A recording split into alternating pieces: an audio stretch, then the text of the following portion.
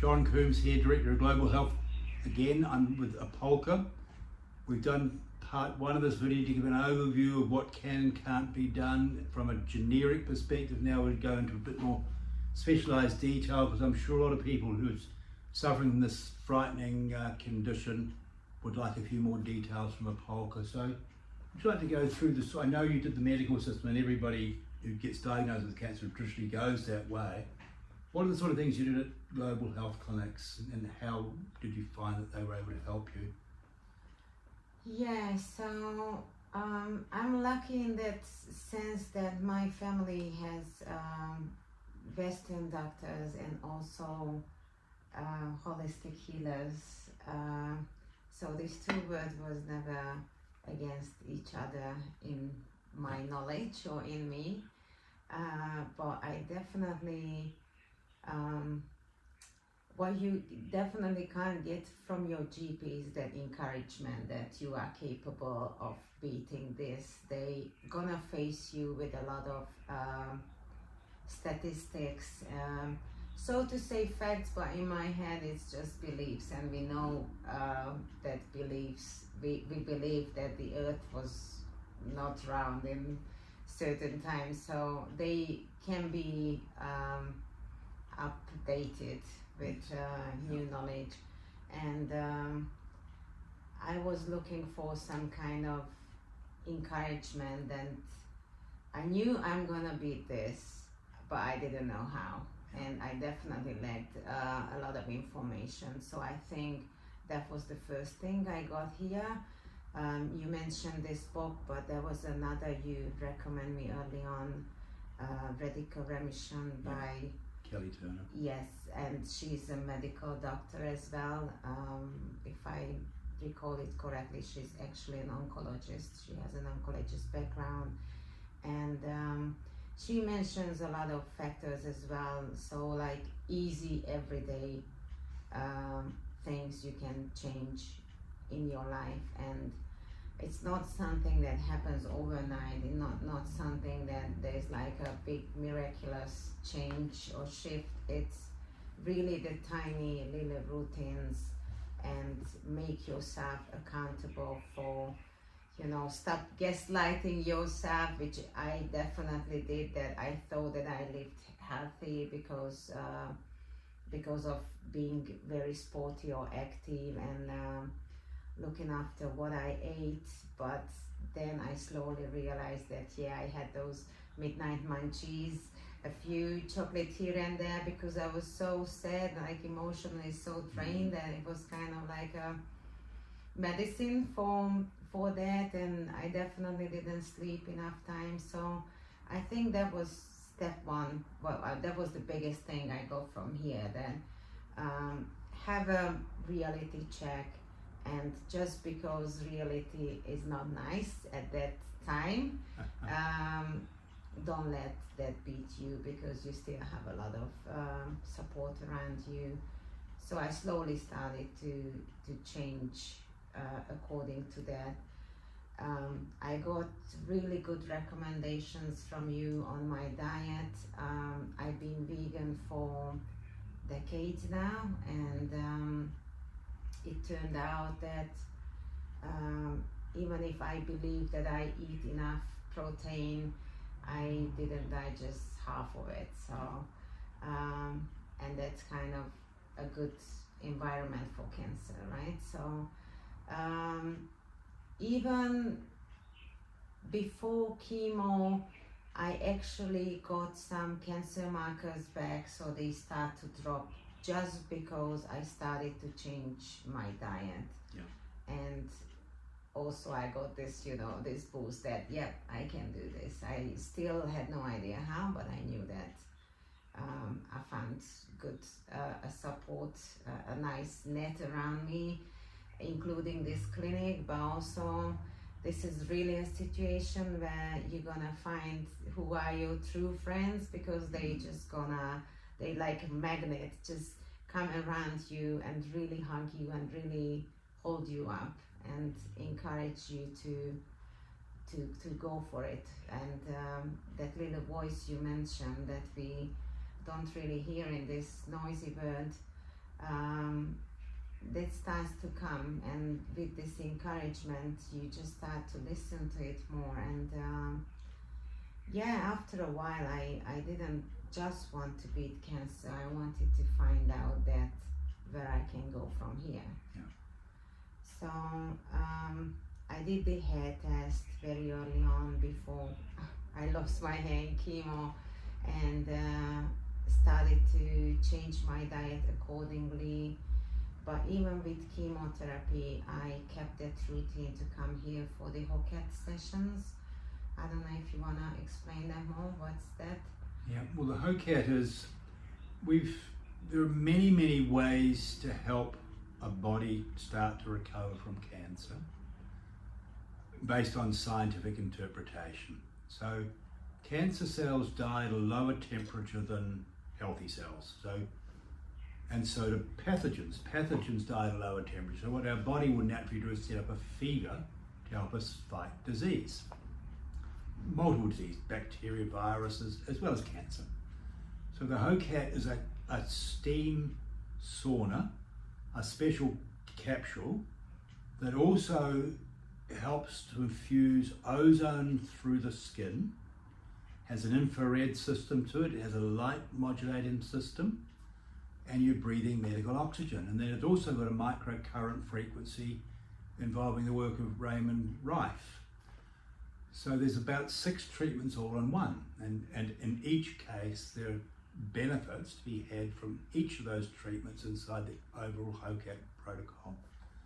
So Apolka, who came to us as a result of the HOCAT, was doing a regular HOCAT. So ozone has been tested in numerous places in America, Russia, etc. Germany in particular, many members of the Saudi royal family fly to Germany, get ozone treatment, fly back again. So we know that ozone is very good at killing pathogens, more capable of killing pathogens than bleach. So most drugs, most chemotherapies are a version of a bleach. And we use bleach in households all the time to kill pathogens. So the HOCAT is this 7 treatment process that heats the body up to stimulate the immune system. And it's very important to understand that when your body temperature drops by 1 degree, your immune system deteriorates by about 30%. Your enzymatic activity is severely reduced as well, probably by about 50%. And Apolka was saying earlier on, well, she obviously wasn't digesting her food properly.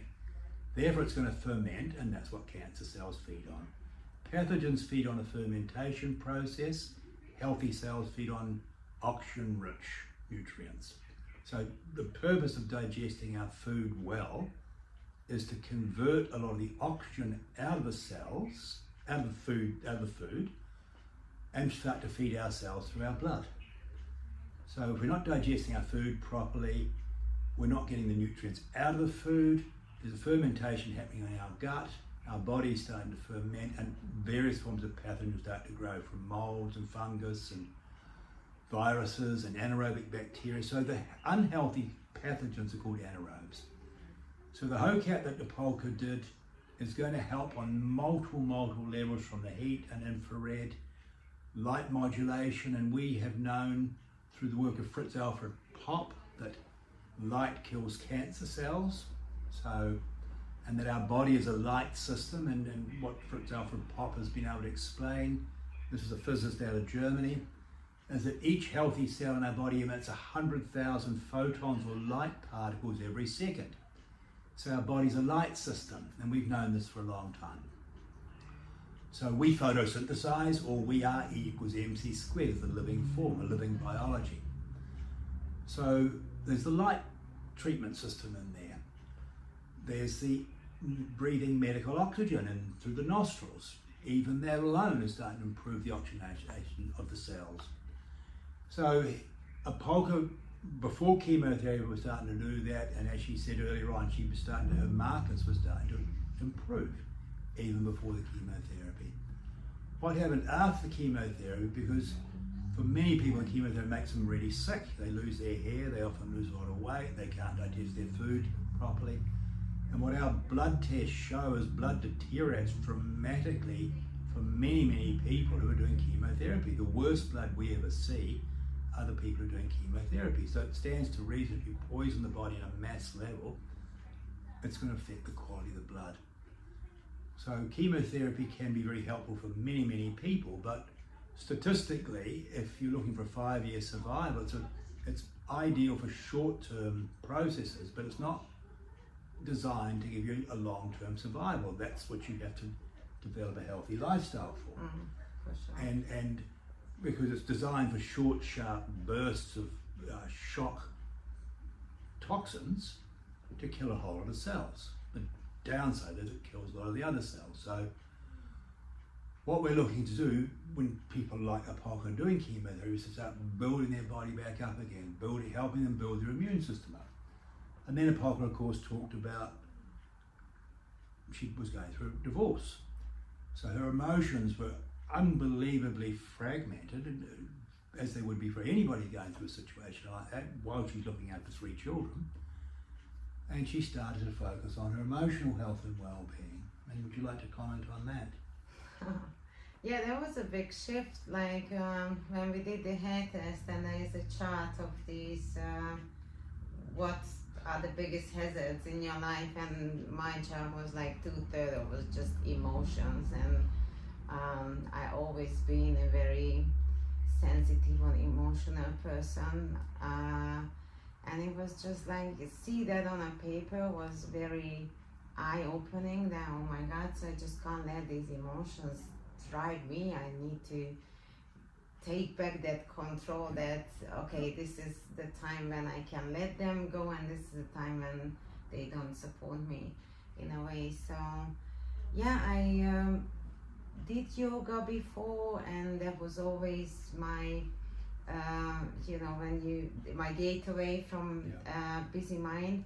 So I started to do that a little more, and also I think this is the time when I need to mention the mindfulness course that really helped. I think Wim really gave me some very easy practices to follow, like counting your breath, or really just stop for a minute before a hard decision and just ask yourself if what is that helps you in this situation, so you are not rushed by others to act in a certain way, but you really give yourself that just a moment to regulate your emotions and go back to your gut feelings and not just the surface level.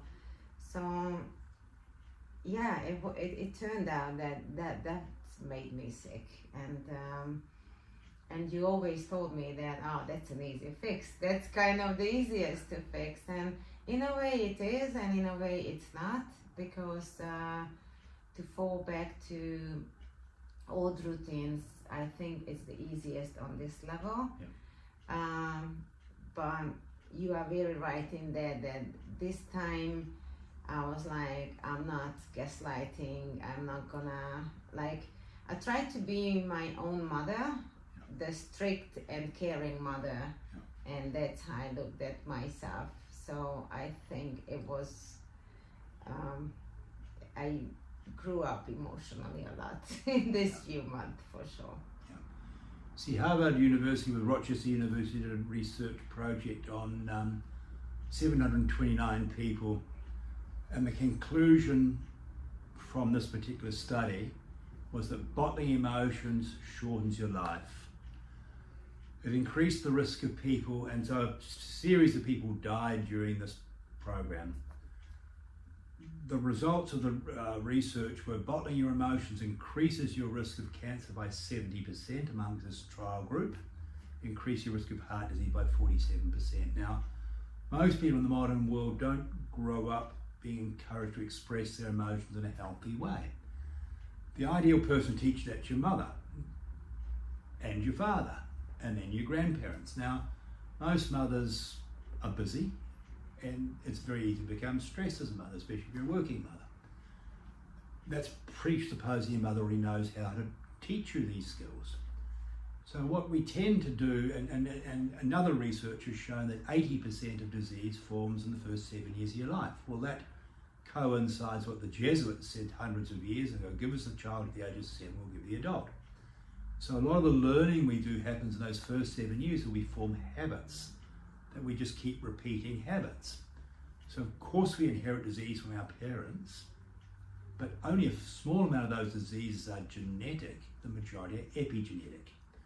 And the great thing about epigenetics is it can change. So we can change the way in which our genes behave, and our genes are just a reproductive system, or they're a complex reproductive system.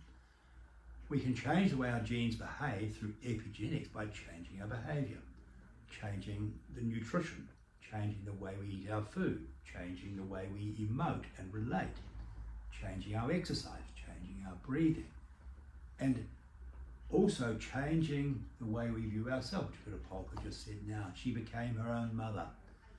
And most of us are seeking love on the outside. Very few people learn to seek love on the inside.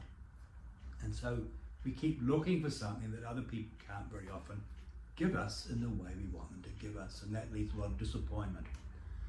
So the sooner we start to learn to seek some of our love on the inside and look inside for that, the sooner we start to be able to take responsibility for our own health and well-being.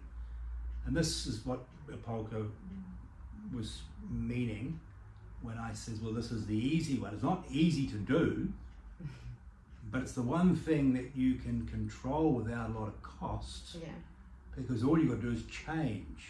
Now, therefore, how do you change? Well, same with all change, you've got to start taking the first steps and then start to develop some skill. And you've got to concentrate, and you've got to put time into this. And like all things you get good at, you've got to practice.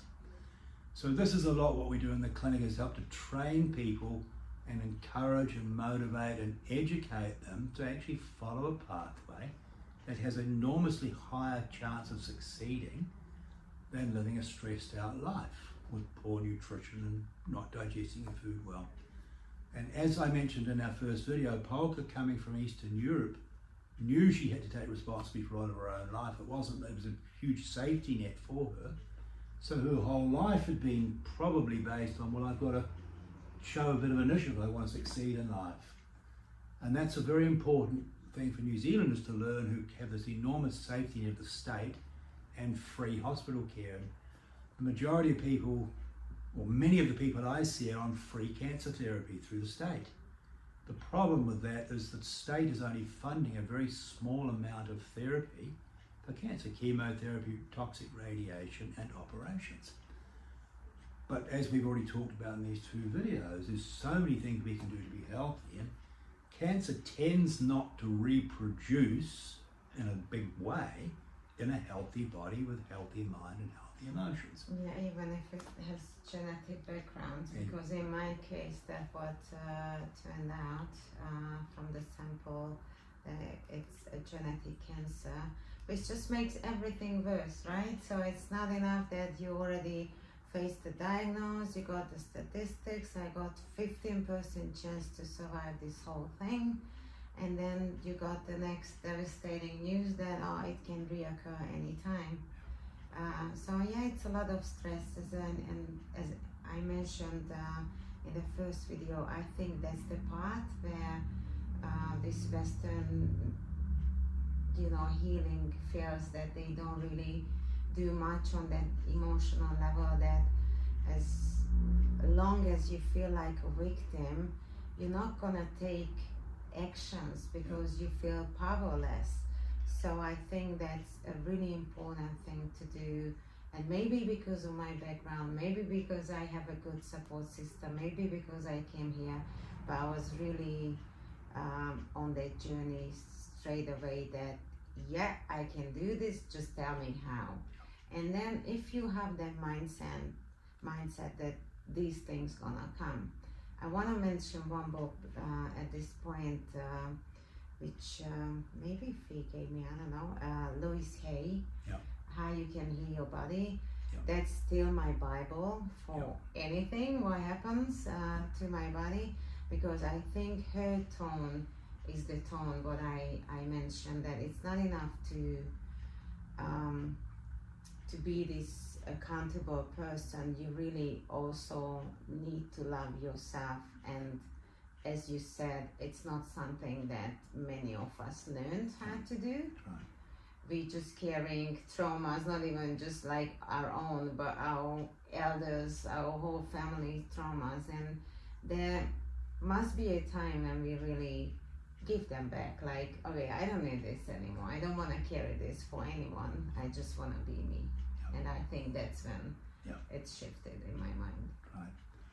And the thing about the scientific perspective on this, because a huge amount of the world believe in something we might call God, and up until quite recently this was mainly through religions, but then people witnessed religions arguing, and even Christianity, the various forms of Christianity, arguing, fighting, killing each other. Then there's the wars between Christians and non-Christians, and then there's the wars between Islamic people and non-Islamic, whether they're Hindu or Christian, and Hindu against others. The point being that whether we're religious or whether we start to study science, and this clinic has done a lot of work based on the research of Dr. Bruce Lipton, who was a stem cell researcher who did the first stem cell research in the world at Wisconsin University and other American universities, became an associate professor of immunology, which is based on the immune system and the immune system's ability to help keep us healthy. And his first book, which was published by Louise Hay, is called Biology of Belief. His second book is called Spontaneous Evolution, based on the principle of spontaneous remission for people who, like Apolka, suddenly she's well, and it was quite sudden. It was about a 6-month period, and 4 or 5 months of what I remember as her cancer count was 11,000, and by about December that same year, 3 or 4 months, 5 months later, it was down to 800. Yeah. The following month was down to 80.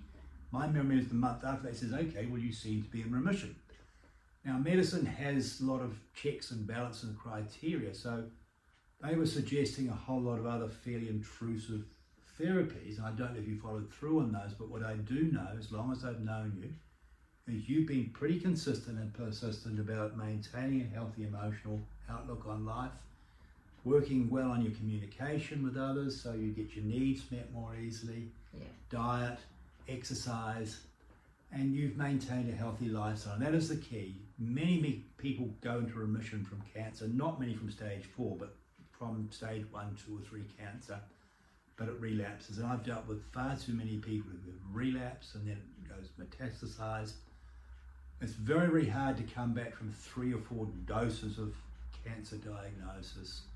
The ideal is that the very first time you get diagnosed, do something constructive to change your lifestyle, healthier beliefs, healthier emotions, healthier relationships, healthier purpose, learn the stress management techniques, learn the dietary techniques, and really start to take responsibility for your emotions and your inner life, because when it comes down to it, it's us in our own body and the rest of the world. And so what happens on the inside is, for our own health, far more important than what's happening on the outside, because what happens on the inside determines, to a very large extent, what does happen on the outside.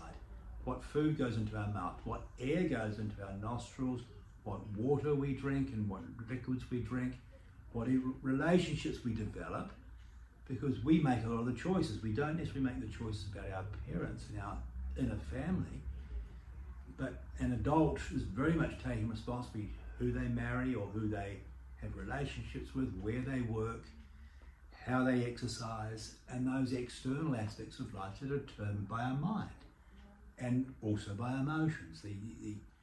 Are we managing our emotions in an intelligent way? So from our perspective, we can take an enormous responsibility for ourselves in a whole range of different ways. Each of us live our own life, but if we choose to live a healthy life, whether it's with or without cancer, whether we're motivated to a healthy life by a diagnosis of cancer or not, it's the choices we make and the epigenetics that we subscribe to that have the biggest influence on our life. and it's the way we manage our stress that has the biggest influence on our life. And there's more than enough quantum psychology and quantum biology that have come to the world in the last 50 or 60 years to validate this. Research from top universities, research on oxygen therapy, research on pulse electromagnetic fields, research on biomodulation of light. So many different ways we can be well, and what we've tried to do inside our clinic is provide many alternatives for different types of people. And some, like Apolka, will sort of have a look at lots of them, some will just focus on one or two. Whichever way, there's many ways we can help you, many ways you can choose to get more well, and like Apolka and many others, to recover from cancer. And so, you know, we've got people who came to us with stage 4 who got their insurance policy paid out 15 years ago, still alive, doing very well, and like Apolka, helping inspire and motivate other people. So these are things that are attainable for all people once they develop the skills. Anything else you'd like to say, Apolka?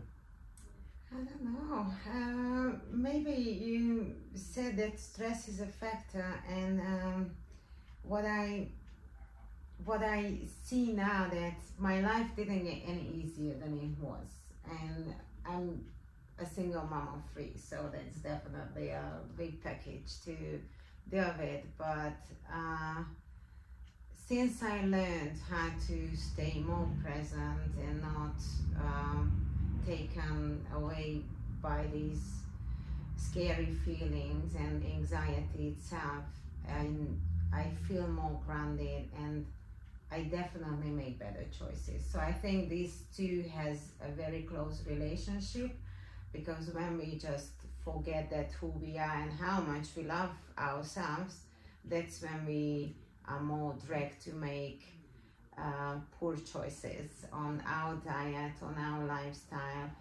And yeah, there's no magical pill or no just a recipe for how to heal up from anything so devastating.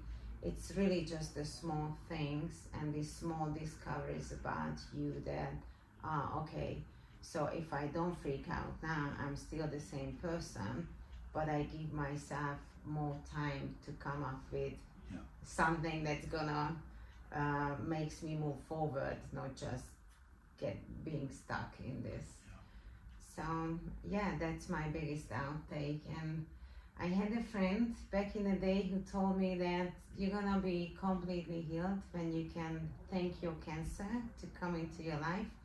And you believe it or not, but that happened. There was a day when I was like, I'm grateful for cancer because it changed my life for the better. Thank you, Apolka. We really appreciate you coming on board. This is a very brave lady. She's very inspirational. I hope a lot of people follow the advice she's giving. Thank you very much.